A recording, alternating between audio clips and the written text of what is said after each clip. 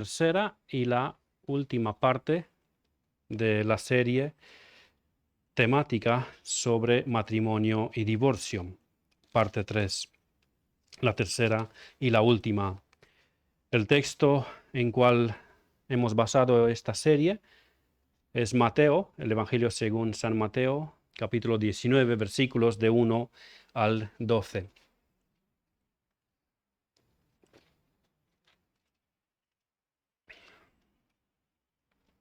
Esperaré unos segundos para que podáis encontrar el texto y posterior daré lectura. Mateo 19, de 1 al 12, lo tenemos en las pantallas, el texto.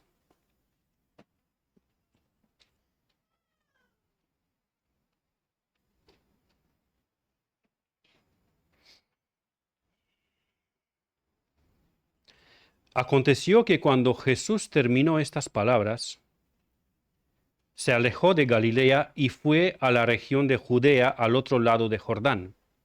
Y le siguieron grandes multitudes y los sanó ahí.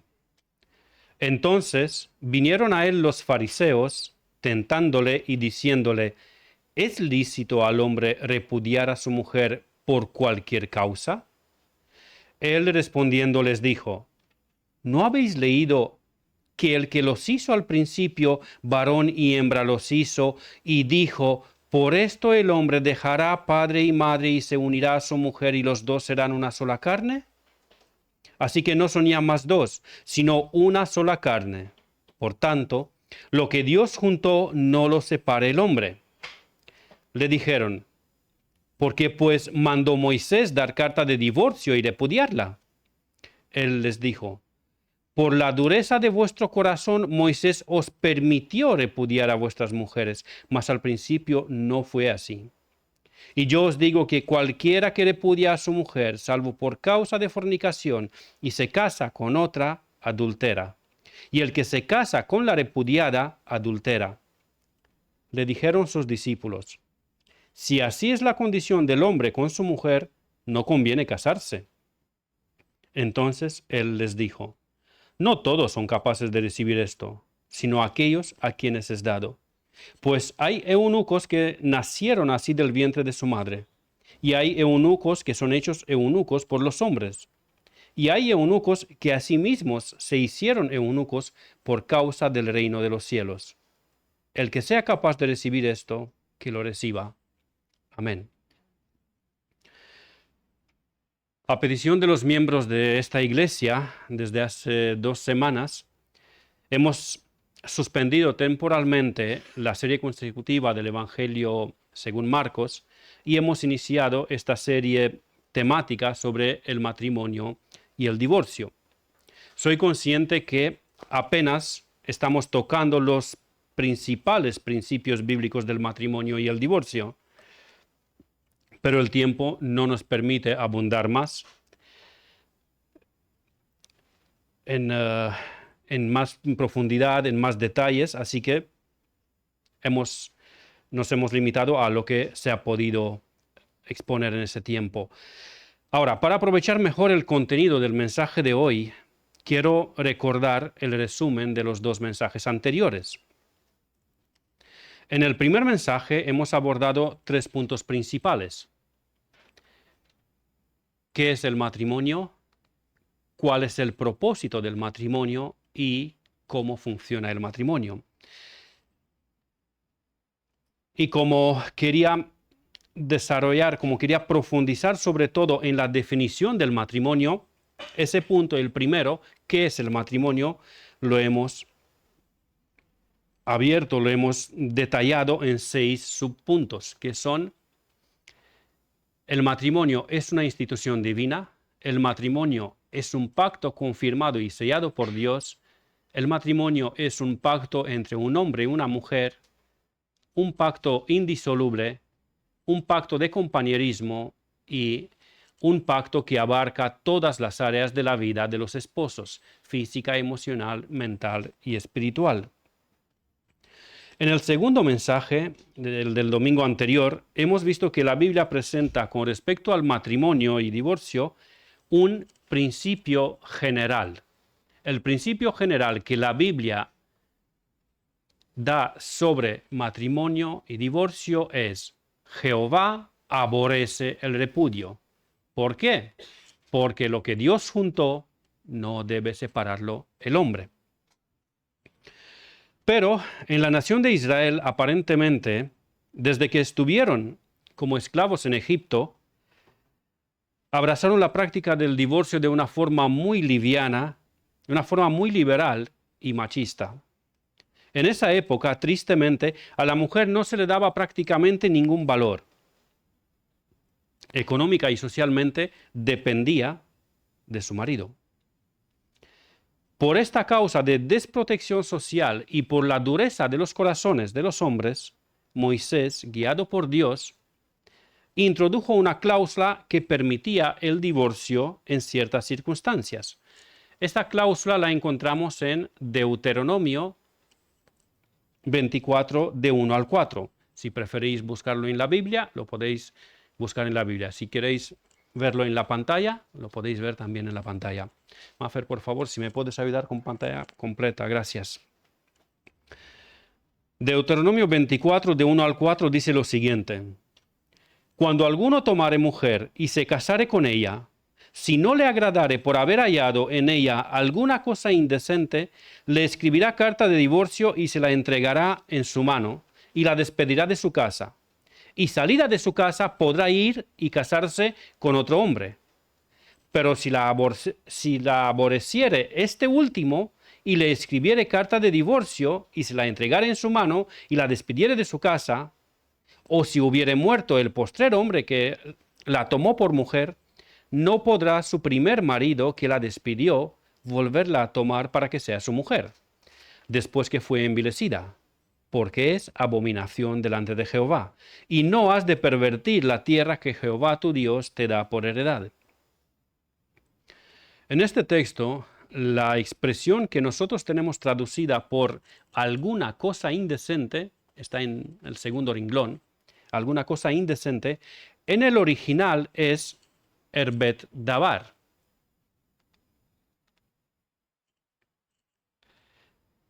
Esta expresión, que en los tiempos de nuestro Señor Jesucristo en la tierra era totalmente mal interpretada por dos rabinos y sus correspondientes escuelas de enseñanza.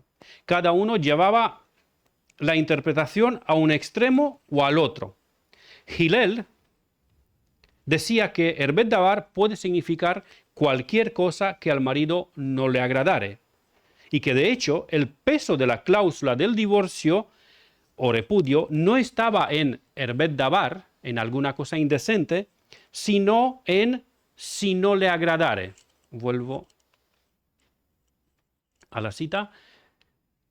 Este maestro, este rabino, Hillel, decía: el peso de la cláusula no está en alguna cosa indecente, que es en el segundo renglón, sino en el primer renglón, si no le agradare. Y por eso ese hombre decía que cualquier cosa puede ser causa de divorcio. En cambio, Shammai, el otro rabino, enseñaba que Herbet Davar podía significar únicamente infidelidad sexual, indiferentemente si esa infidelidad se hubiese consumado antes de contraer el matrimonio o después de eso. Y hemos visto en el domingo anterior, en el mensaje del domingo anterior, que tanto una postura como la otra son dos extremos absurdos y totalmente injustificables con la palabra de Dios, sino que la expresión Herbet Davar, tal como lo expresa el comentarista William Hendrickson, significa estar desnudo, estar descubierto. Esa palabra, esa expresión se deriva de un verbo que significa básicamente estar desnudo. No tiene que ver ni con el adulterio, como defendía Shammai, ni mucho menos con cualquier cosa, como defendía Hillel. Pero eran los dos extremos que se enseñaban en aquel tiempo. Y por lo que entendemos de la postura de los fariseos, ellos eran del partido más liberal, del partido de Hillel, y ellos enseñaban que uno se puede divorciar de su mujer por cualquier causa. Pero el Señor Jesucristo les dice a los fariseos que la cláusula de Herbet Dabar como razón de divorcio no está en la voluntad perfecta de Dios, sino que solamente estuvo permitida, estuvo en la voluntad permisiva de Dios por la dureza de los corazones de estos hombres.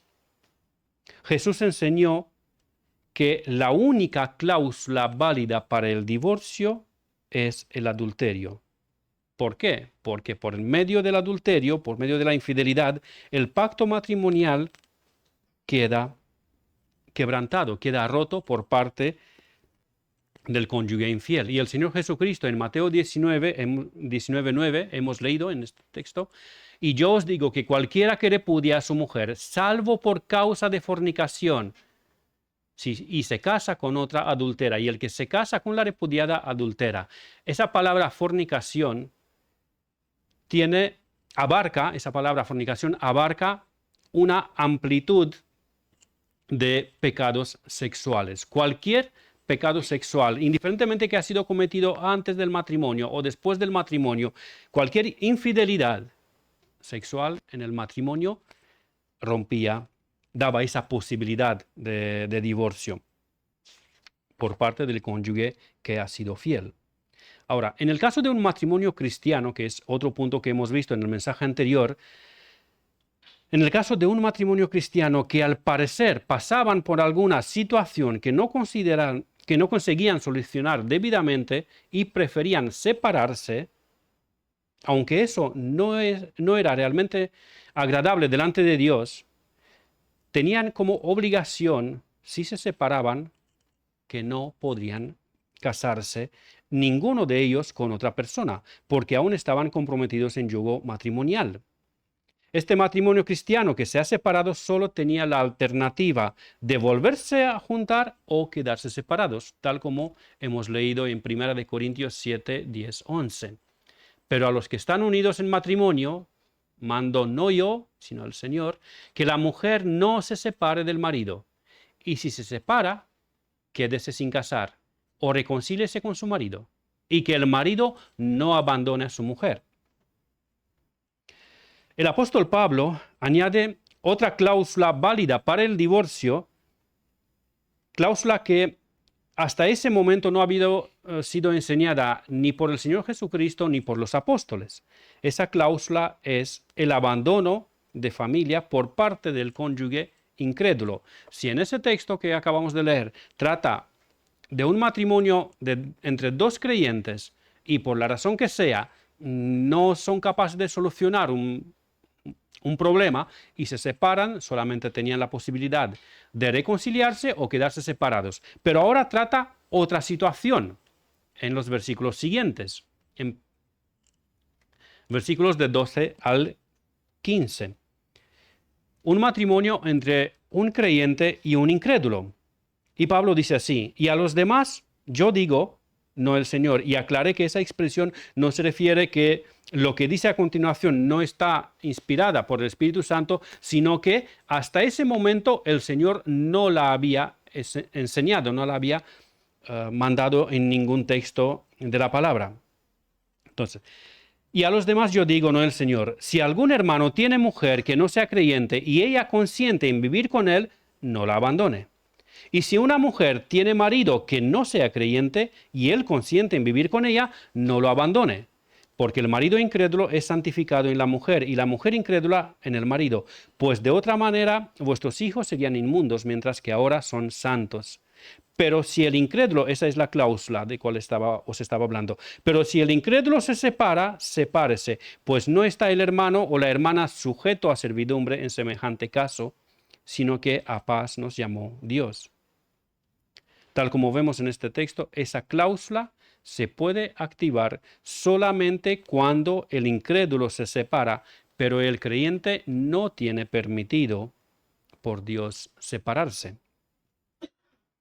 Como dice, pero si el incrédulo se separa, sepárese, pues no está el hermano o la hermana sujeto a servidumbre en semejante caso. Pero si el incrédulo consiente en vivir con ella o con él, dependiendo del caso, pues que sigan en el matrimonio.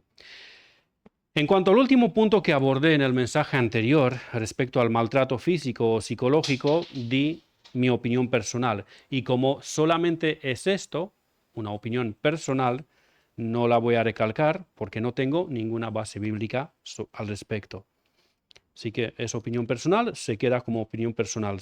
La podéis tirar a la basura, guardarla en un cajón o lo que queráis hacer con ella. No tiene peso bíblico. Ahora, ya que hemos recordado lo que vimos en los 2 domingos anteriores, podemos volver a dar lectura al texto que tenemos como base, pero como nos vamos a enfocar solamente en los versículos de 10 al 12, leeremos solamente estos 3 versículos. Mateo 19, de 10 al 12.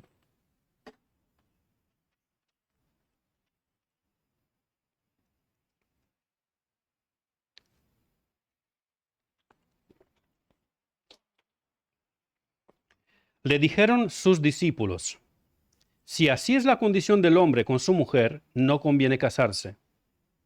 Entonces él les dijo: no todos son capaces de recibir esto, sino aquellos a quienes es dado.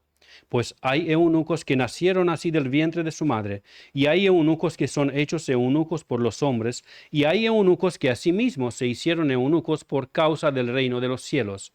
El que sea capaz de recibir esto, que lo reciba. Estos versículos me han sorprendido en gran manera, porque no me esperaba este desenlace. ¿Por qué? Quizás se preguntan algunos. Bueno, la conversación sobre el matrimonio y el divorcio empezó con los fariseos aparentemente en la calle, pero acabó en la casa, en intimidad, entre el Señor Jesucristo y los discípulos.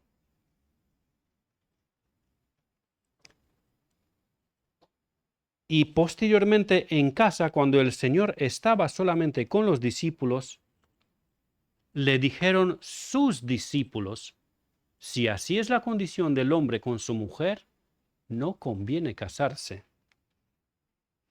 Antes yo pensaba que fueron los fariseos los que sacaron esta decepcionante conclusión, pero fueron los discípulos, los seguidores de Cristo, aquellos que andaban con Él, aquellos que habían oído su enseñanza y visto sus milagros, sacan esa conclusión. Al oír que solamente por causa de adulterio se puede divorciar uno, concluyeron: si así es la condición del hombre con su mujer, pues no conviene casarse. Qué triste. Qué triste. También los discípulos habían sido contaminados por la cosmovisión secular y liberal. También los discípulos tenían en poco el valor y la santidad del matrimonio. No solamente los fariseos y el resto del pueblo, sino los mismos seguidores de Cristo. Cuán dañina puede llegar a ser la cosmovisión liberal de este siglo, que hasta los discípulos de Cristo pudieron ser engañados y atrapados por ella. Espero que nadie piense que esto fue porque el líder de los discípulos no les enseñó bien. Porque tan a menudo encontramos hermanos que dicen, al enterarse, por ejemplo, de la caída o un desliz de algún hermano, sacan la conclusión: bueno, es que su pastor no le ha enseñado bien. O su maestro de la escuela dominical no le ha enseñado bien. O, hombre, claro que ese hombre ha caído en ese pecado, en ese desliz, porque si tú supieras quién es su mujer, o si tú supieras quién es el marido de esa mujer que ha llegado a hacer tal cosa, lo entenderías. En el caso de los discípulos, tenían como maestro al Señor Jesucristo. Espero que no penséis que el maestro no les enseñó bastante bien y por eso ellos sacaron esa conclusión tan decepcionante. Hace no mucho tiempo, hablando con un hermano de una situación, de un supuesto caso de maltrato, ese hermano me dijo que no se podría pronunciar porque no conocía el caso y porque cabía la posibilidad de que el cónyuge agredido se lo merecía. Me quedé de piedra, digo, ¿cómo? O sea, supongamos que ha sido un hermano que ha pegado a su esposa. Y otro me dice, bueno, pues a lo mejor se lo merecía. ¿Cómo? O sea, ¿estamos justificando al agresor, culpando a la víctima? ¿En qué mundo vivimos? Yo pensaba que así piensan los del mundo, pero no en la iglesia. ¿Por qué digo que así me imagino que piensan en el mundo? Bueno, algunos de vosotros sabéis que a mí me gustan mucho las series policíacas y de investigación. Y una de las series que antes seguía mucho, y ahora de vez en cuando, muy de vez en cuando veo algún capítulo, esa serie investiga casos de asesinos en serie. Y siempre, en cada caso, resulta que el asesino en serie es un pobrecito que en su infancia ha sido maltratado por sus padres, o abandonado por sus padres, o le han hecho bullying en el cole, o le han hecho un... Y pobrecito, pobrecito, claro que mató a 50 personas porque le han hecho bullying en el cole. De verdad, ¿en qué mundo vivimos?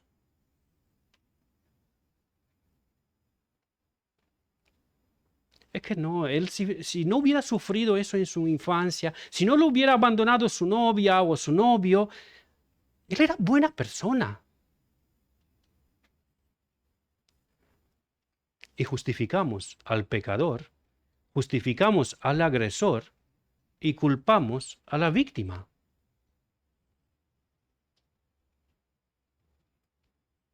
Así encontramos a tantos hermanos que cuando pecan, es la culpa del pastor por no enseñarle, o la de los diáconos porque no velaron por él, o el cónyuge que no le ayudó, o los compañeros del trabajo que le engañaron. Es que, a ver, la influencia de los amigos, de los compañeros, la tentación, pero al que cometió el pecado lo justificamos. Al final, creo que si pensamos bien, la culpa es de Dios porque lo creó. ¿No? Como Adán le dijo al Señor, la mujer que tú me diste, si tú no me dabas esta mujer, yo estaría de maravilla. Es la mujer que tú me diste la culpable de mi caída. Al final resulta Dios culpable por el pecado de Adán.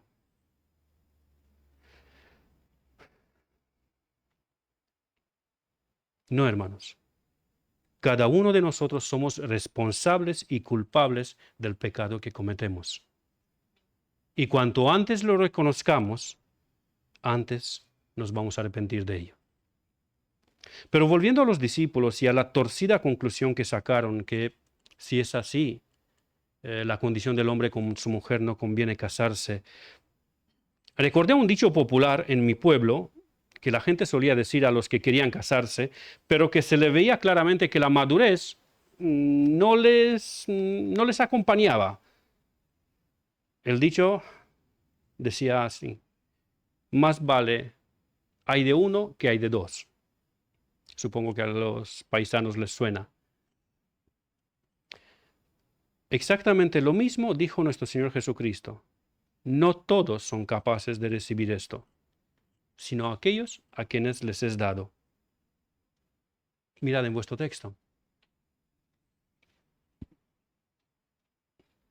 Versículo 11. Entonces Él les dijo, no todos son capaces de recibir esto, sino aquellos a quienes es dado. Hermanos, el matrimonio no es un juego que si no me gusta, cómo desarrolla el juego, me recojo mis juguetes y me voy a jugar solito en mi casa o en otro patio con otra niña. No, de ninguna manera. El matrimonio no es un juego. Vimos en el primer mensaje que el matrimonio es un pacto perpetuo, un pacto sagrado, que el matrimonio es una institución divina. Y aunque ese pacto está hecho entre un hombre y una mujer, está sellado, está confirmado por Dios mismo. No es un juego. Y esta afirmación que hace el Señor Jesucristo, vemos que el matrimonio no es para todos. El matrimonio no es para todos. El que no está dispuesto a conformarse, a someterse y a amar las reglas de funcionamiento que Dios ha dado para el matrimonio y los roles que Él ha establecido para los cónyuges, quédese sin casar. Más vale hay de uno que hay de dos. Quédese sin casar, porque arruinará no solamente su vida, sino también la vida de su cónyuge. Muchos matrimonios se han unido solamente pensando que mejor es casarse que estarse quemado. Pero esto no es lo único que está diciendo la Biblia sobre el matrimonio. Cristo dice que el matrimonio no es para todos, sino aquellos a quienes es dado. Hermano, hermana, si para ti los principios de Dios sobre el matrimonio son poca cosa, si no te importa cuáles son los roles que Dios ha designado para cada cónyuge, si tú no amas, si tú no atesoras esos principios, sino más bien sigues la corriente de este siglo y estás siendo llevado por la muchedumbre en la guerra de los sexos, machismo contra feminismo, a ver quién es más fuerte, a ver quién gana, entonces, por lo menos de momento, el matrimonio no es para ti. Mientras tienes una cosmovisión secular sobre el matrimonio, no te cases. Porque en vez de representar la perfecta y perpetua armonía que hay en el seno de la Trinidad, tu matrimonio representará más bien el infierno. En vez de representar el amor, el perdón y la santificación de Cristo para con su iglesia y la honra y sumisión de la iglesia al Señor, tu matrimonio representará egoísmo y sublevación. Por supuesto, esto no quiere decir que debes quedarte sin casar eternamente. Pero si tu cosmovisión sobre el matrimonio es secular, es liberal, es mundana, de momento el matrimonio no es para ti. Arrepiéntete primero, santifica ese pensamiento, ejercítate en la fe sometiéndote a los principios bíblicos cristianos y solamente cuando amarás esos principios, cásate para la gloria de Dios. Un cristiano no debe casarse para no estar solo. Un cristiano no debe casarse porque no puede superar las tentaciones sexuales. Un cristiano no debe casarse para tener un compañero o compañera de vida. Un cristiano no debe casarse porque es más fácil pagar entre dos el alquiler o la hipoteca. Un cristiano no debe casarse para tener hijos y una herencia. Un cristiano no debe casarse para callar la boca de sus padres o de sus abuelos o de sus tíos que le preguntan todo el rato, ¿y tú para cuándo? Que ya se te ha pasado el arroz. ¿Para cuándo? Un cristiano debe casarse únicamente para la gloria de Dios. Para entregarse a su cónyuge en amor incondicional y amarla con amor puro, fiel y santo hasta que la muerte los separe. No es suficiente que seas cristiano para poder casarte. El Señor Jesucristo lo afirmó claramente. No todos son capaces de recibir esto, sino aquellos a quienes es dado. Si a ti te parecen demasiado duros, demasiado exigentes e imposibles por cumplir esos roles y principios bíblicos para el matrimonio, no te cases. Hazte como los eunucos que asimismo se hicieron eunucos por causa del reino de los cielos. Pero si quieres casarte, si quieres vivir esta maravillosa vida de matrimonio que representa, en primer lugar, la misma Trinidad y también la relación de Cristo con su iglesia, has de someterte a estos principios y amarlos. Para los que ya están casados, no tengo ninguna aplicación nueva para vosotros, sino la misma de la semana anterior y la anteanterior. Los que están unidos en el matrimonio deben seguir unidos en el matrimonio. Indiferentemente si te has unido teniendo una motivación correcta o equivocada. Indiferentemente de si hasta hoy tú y tu cónyuge os habéis esforzado en obedecer y amar los principios matrimoniales o no. No se separen. Ya están unidos en el matrimonio. Ahora, si tu matrimonio es un buen matrimonio y glorifica a Dios, sigue glorificándolo. Sigue liderando como esposo, sigue liderando en amor a tu esposa, y si eres esposa, sigue respetando a tu esposo. Pero si tu matrimonio no glorifica a Dios, porque tú eres egoísta, porque eres perezoso en esforzarte a cumplir con tu rol en el matrimonio, si eres un machista o eres una feminista, arrepiéntete. Esta es la solución. Arrepiéntete, porque tu matrimonio no glorifica a Dios. Y aparte de eso, tampoco te da felicidad. Siendo machista o siendo feminista, seguir la corriente de ese mundo ni glorifica a Dios y tampoco te da felicidad a ti.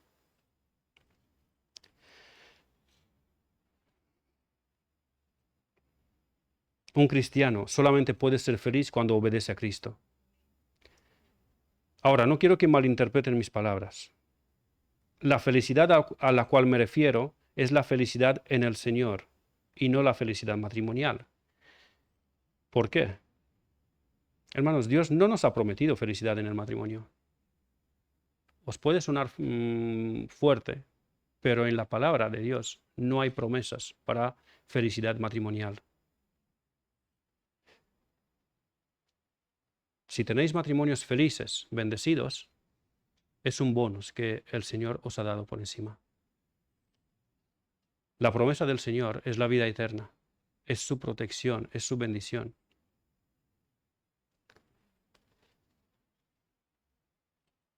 Ahora, también es posible que tu cónyuge, aunque tú te esfuerzas en cumplir con tu rol en el matrimonio, es posible que tu cónyuge siga siendo igual de egoísta, bruto, insensible, machista o feminista. Aunque tú te esfuerces en cumplir con tu rol en el matrimonio, cabe esa posibilidad. No es que si tú te esfuerzas y amas los principios bíblicos, seguramente tu cónyuge lo va a hacer. Es posible que no, cabe esa posibilidad. Recuerda que tú debes cumplir con tu rol no porque tu cónyuge lo hace tan bien o para que lo haga, sino porque Dios te lo manda a hacer. Dios te manda que cumplas con tu rol indiferentemente de si tu cónyuge lo cumple o no.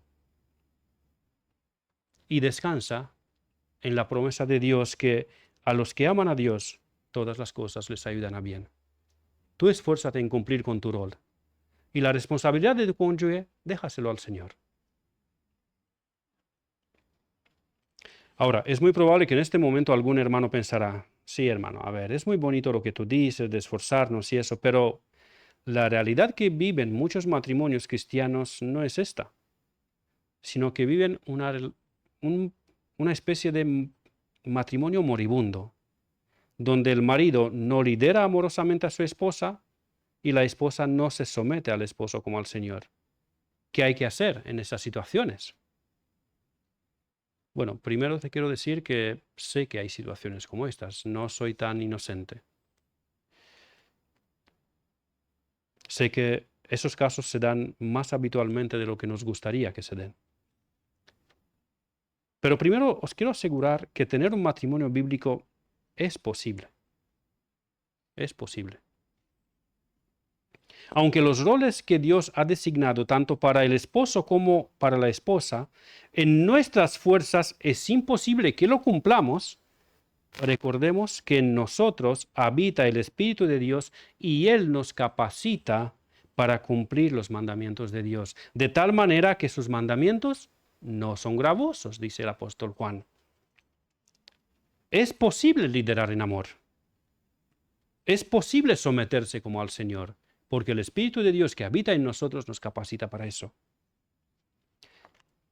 ¿Recordáis que hace 2 semanas os di una ilustración real, una ilustración verdadera de un niño de unos 8 o 10 años que cuando ora le pide al Señor que cuando él sea mayor y se case, el Señor le dé una esposa que lo respete tal como su madre respeta a su padre, y que también que el Señor le ayude a él que ame y cuide a su esposa tal como él ha visto que su padre ama y cuida a su esposa. Hermanos, es posible. Aunque nos parezca que está muy lejos de lo que nosotros vivimos, es posible.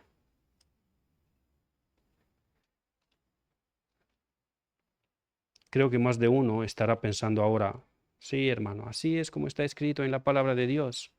Y no pongo en duda que algún matrimonio, alguno, esté funcionando bien. Pero si tú supieras, es que mi esposo es cualquier cosa menos un líder amoroso.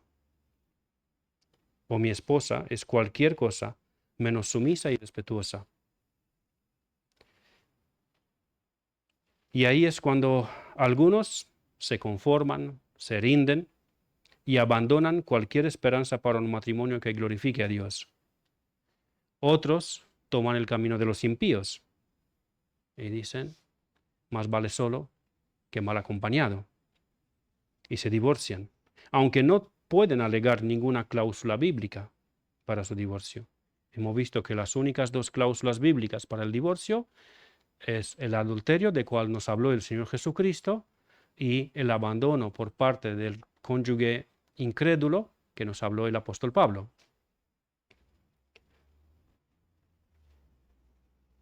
Hay un porcentaje muy pequeño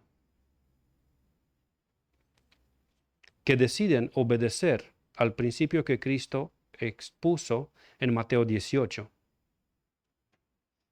¿A qué principio me refiero? Vamos a Mateo 18.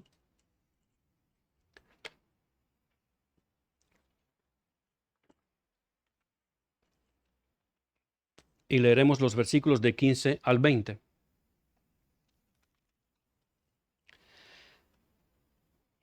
Por tanto, si tu hermano peca contra ti, ve y repréndele estando tú y él solos.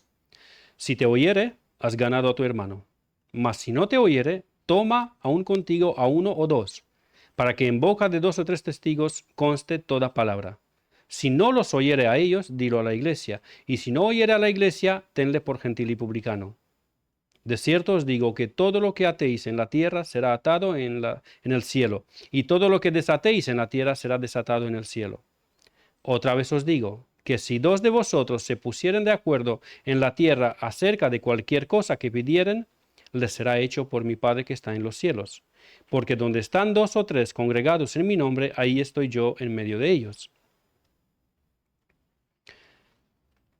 Antes de cerrarse los oídos y pensar, no, hermano, estás equivocado. Ese texto habla de la disciplina en la iglesia, no habla de cómo solucionar un problema matrimonial.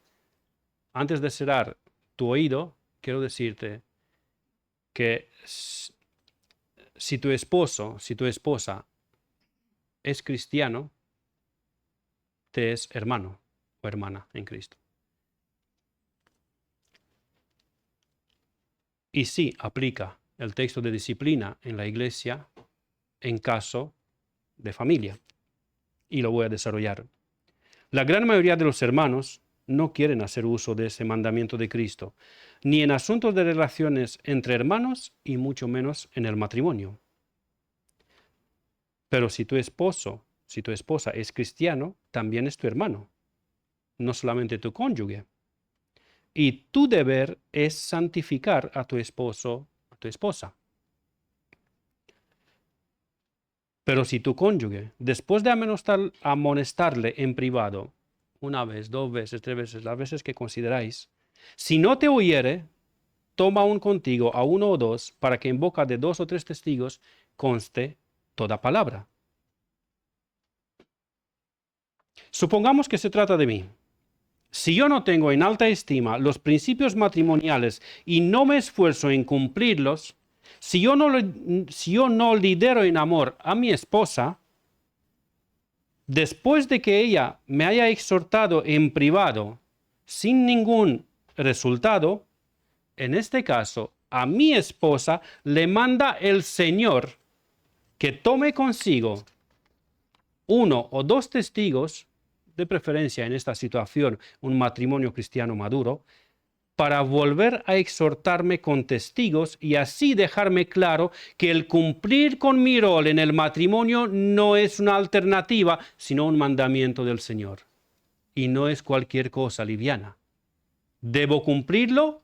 Sí o sí. Y si estoy endurecido y tampoco oigo a esos dos testigos, mi esposa debe decírselo a la iglesia, para que la unidad del cuerpo de Cristo me exhorte y me juzgue y me convenza del pecado. Claro, ese proceso no se da en 3 días. No es que el primer día que yo no he liderado, no he manifestado ese liderazgo en amor, si el primer día no lo hice, el segundo día ya viene con una pareja, con un matrimonio cristiano, y si a ellos no los oigo en el momento, pues ya el tercer día estoy ante el consejo de la iglesia y el siguiente domingo ya es asamblea extraordinaria. No, hay que dar un tiempo razonable, un tiempo prudente para el arrepentimiento. Puede ser semanas, pueden ser incluso meses, pero no años. Simplemente mi opinión personal.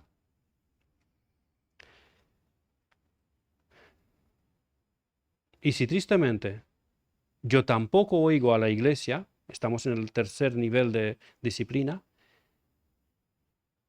si tampoco oigo a la iglesia, tanto mi esposa como la iglesia local deben tratarme como a un gentil y publicano, es decir, como a un incrédulo endurecido. Si me he arrepentido a la primera amonestación que mi esposa me ha hecho, el asunto se queda ahí.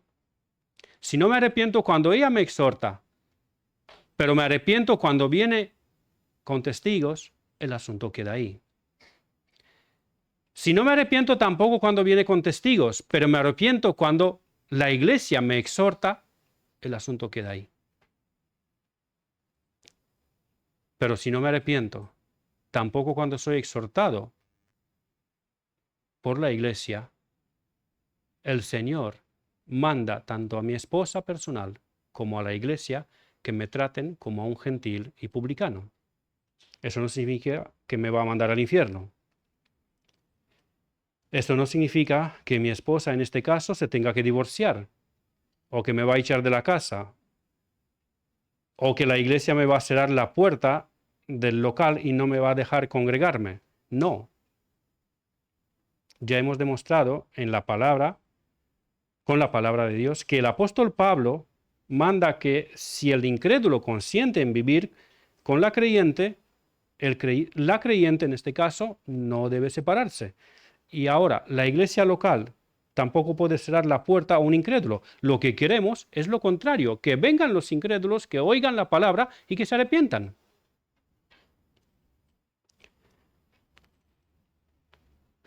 Hermanos, el proceso de disciplina no es un proceso cruel. Demanda madurez, pero no es un proceso cruel.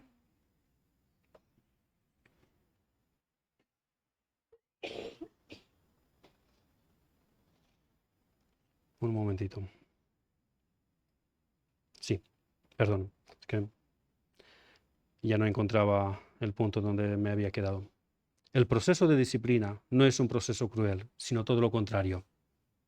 Es una muestra de amor y obediencia al Señor. Y es una muestra del amor hacia el que se ha desviado, buscando no su condenación, sino su restauración. La disciplina no es legalismo, es obediencia a los mandamientos de Dios. La disciplina no es odio ni condenación, sino amor genuino que busca la restauración del que se ha deslizado o caído. La falta de disciplina es prueba de indiferencia y falta de amor.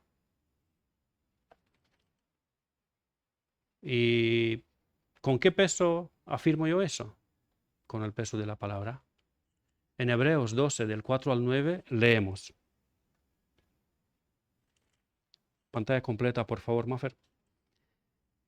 Porque aún no habéis resistido hasta la sangre, combatiendo contra el pecado, y habéis ya olvidado la exhortación que como a hijos se os dirige, diciendo, Hijo mío, no menosprecies la disciplina del Señor, ni desmayes cuando eres reprendido por él, porque el Señor al que ama disciplina, y azota a todo el que recibe por hijo.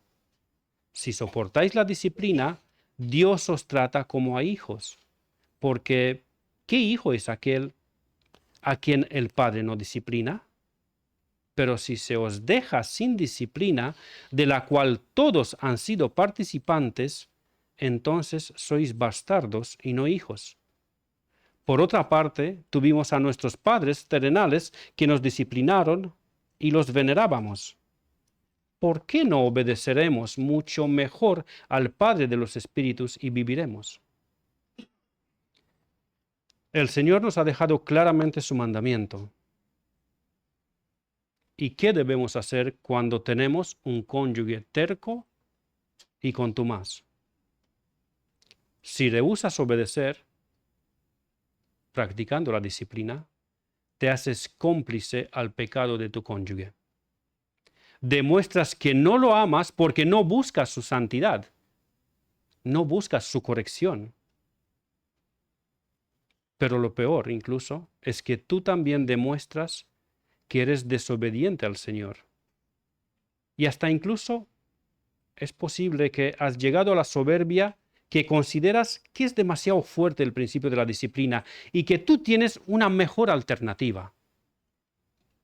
Sí, Dios ha dicho de la disciplina, pero yo tengo una idea mejor.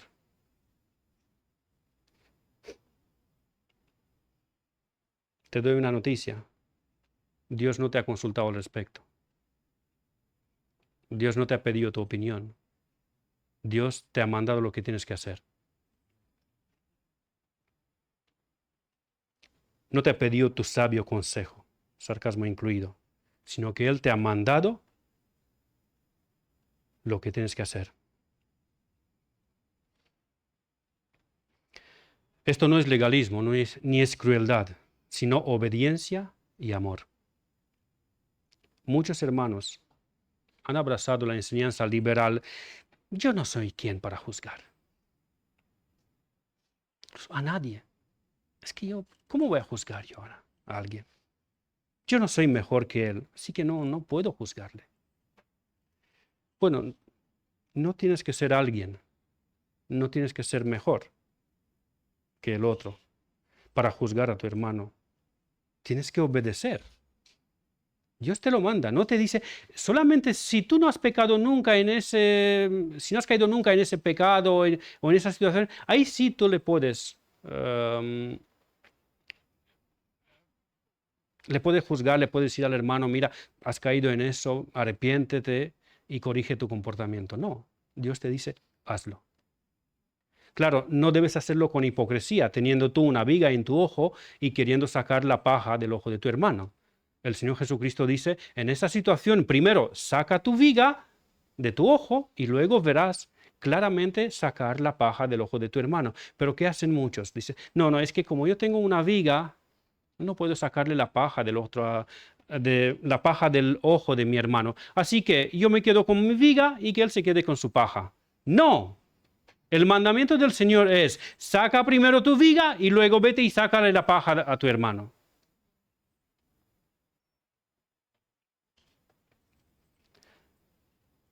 Por supuesto, tenemos que ser veraces cuando hacemos ese juicio. Tenemos que ser misericordiosos y cuidadosos al juzgar y no juzgar hipócritamente, como he dicho. Pero hemos de juzgar con verdad, con justicia y con misericordia. No, hombre, no, yo no voy a hacer esto. Que lo juzgue Dios si quiere, pero yo no. No, Dios ya lo ha juzgado y te ha dicho a ti que tú eres el instrumento por cual le vas a transmitir el juicio a tu hermano. Y si se trata de una situación en la familia, Dios te ha dicho que tú eres el que tienes que juzgar la situación de tu cónyuge. Él ya lo ha hecho. Y tú eres el instrumento que vas a transmitir ese juicio. Por supuesto, no olvides de hacerlo con verdad, con justicia, con misericordia y con temor de Dios, y velando sobre ti mismo para que no caigas en lo mismo, o incluso en otro peor. Quiera Dios que no muchas veces tengamos que pasar por situaciones que ameritan procesos de disciplina. Y cuando pasamos por eso, que siempre haya arrepentimiento genuino. Porque se nos ha hablado tantas veces de arrepentimiento que hemos llegado a confundirlo con el remordimiento. Hace no mucho tiempo escuché un mensaje de Miguel Núñez sobre la disciplina y él daba una ilustración muy simple, pero que nos ayuda a ver claramente cuál es la diferencia entre arrepentimiento y remordimiento. Y él daba la situación de dos supuestos hermanos, en cual, digamos, uno se llama Juan y otro Pedro, y Juan le ha robado 1.000 euros a Pedro. Entonces, a la primera amonestación en privado, Juan no se ha arrepentido. A la amonestación con testigos tampoco, y ahora está delante de la iglesia. Y delante de la iglesia le preguntan a Juan, Juan, ¿reconoces? ¿Es cierto eso que le has robado 1.000 euros a tu hermano Pedro? Sí, hermanos, es cierto, le he robado 1.000 euros. Bien. ¿Te arrepientes de ese robo, Juan? Sí, hermanos, me arrepiento. ¿Estás dispuesto a pedirle perdón a tu hermano y delante de la congregación en confesión a ese pecado? Sí, hermanos. Pedro, te pido perdón por robarte los 1.000 euros. Mi hermanos, confieso que le he robado los 1.000 euros y me arrepiento de eso. Y la última pregunta. Juan, ¿cuándo le vas a devolver los 1.000 euros que le has robado? Ay, no, pero si me lo he gastado, ya no tengo. Pues lo siento, entonces eso no es arrepentimiento. Es que no tengo cómo devolverlo. Mira, a lo mejor no tienes los 1.000 euros ahora. Y tu posibilidad familiar, social o la que sea, te impide devolvérselo en una semana, en 2 días o hoy mismo. Pero mira, por lo menos para que no duden de que mi arrepentimiento es genuino, hermano, te pagaré 50 euros mensuales hasta que alcance mi deuda. Pero remordimiento, sin enmendar el daño hecho, no es arrepentimiento.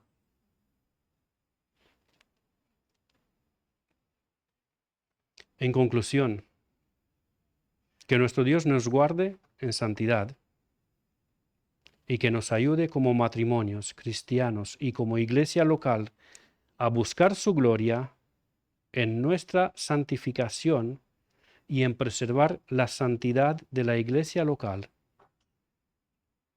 Santidad en mi vida, santidad en mi matrimonio y santidad en la iglesia local.